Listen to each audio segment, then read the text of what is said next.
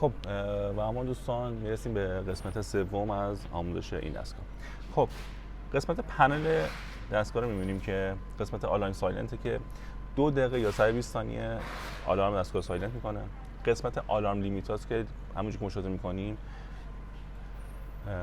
پارامترها که از بیمار دریافت میکنه رو قسمت های و لوش رو ما میتونیم تنظیم کنیم که به این اعداد برسه دستگاه آلارم بزنه و اجازه فراتر رفتن از این محدوده رو نده و آلارم میزنه که پرستار به بیمار مراجعه کنه تا ببینه مشکل چی بوده و مشکل رو برطرف کنه، یا مشکل از درست تنظیم نشدن پارامترهاست یا بیمار به مشکل خورده.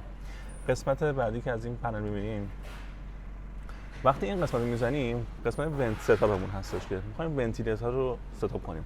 از این قسمت ما میتونیم مود هامون رو تنظیم کنیم، SIMV باشه، CMV باشه و حالا پارامترهای دیگه که اگر لازم بود سوال بفرمایید ما تو قسمت‌های بعدی توضیح داده میشه. خب تو همون SIMV که معمولا استفاده میشه اگه نیاز بود هم مود SIMV هم توضیحاتی داده بشه.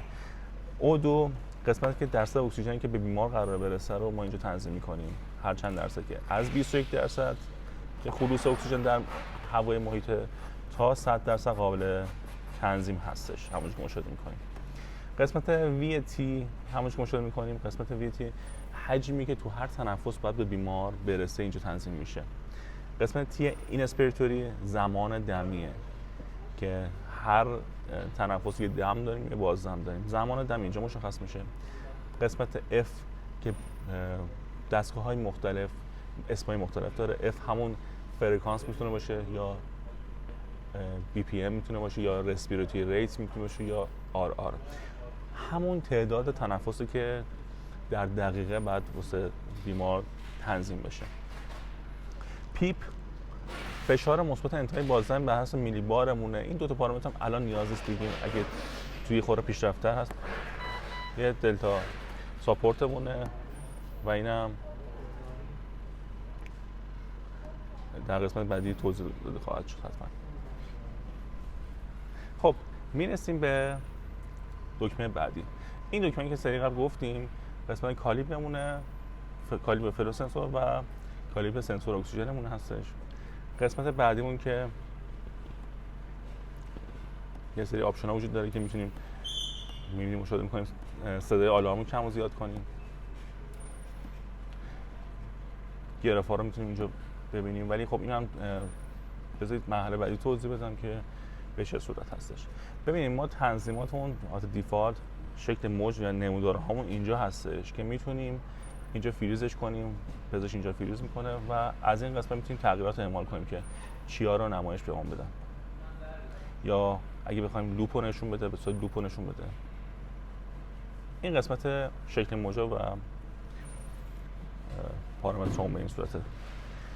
قسمت پایین هم که داریم میبینیم تنظیماتمون رو که داریم مشاهده میکنیم، ولی این قسمت نمایش دیتای بیماره. تنظیمات ما این قسمته و همونجوری که از اون قسمت میتونیم تنظیمات رو کاملتر انجام بدیم، ولی تنظیمات نمایش شما از اون قسمته و تنظیمات که درصدی که از بیمار میگیره اینجا نمایش داده میشه.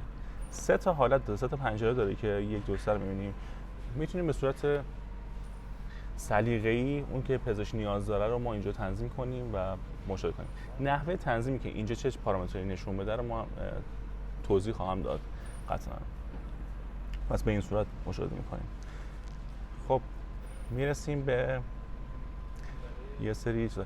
این قسمت که مشاهده میکنیم کابل برق وصله، یعنی به برق شهر وصله و اگر برق رو بکشیم و این روشنشینی از باتری داره استفاده میکنه و این باتری اکسترنالی که این دستگاه الان باتری اکسترنال نداره، نیازی هم نداره، یه باتری داخلی هستش که تا نیم ساعت میتونه دستگاه روشن نگه داره. میریم مرحله بعدی.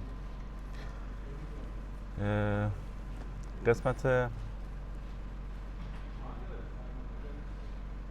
خب یه موضوعی که هستش، تو هر صفحه‌ای که شما باشید این گزینه رو بزنید برمیگرده صفحه اول. همین صفحه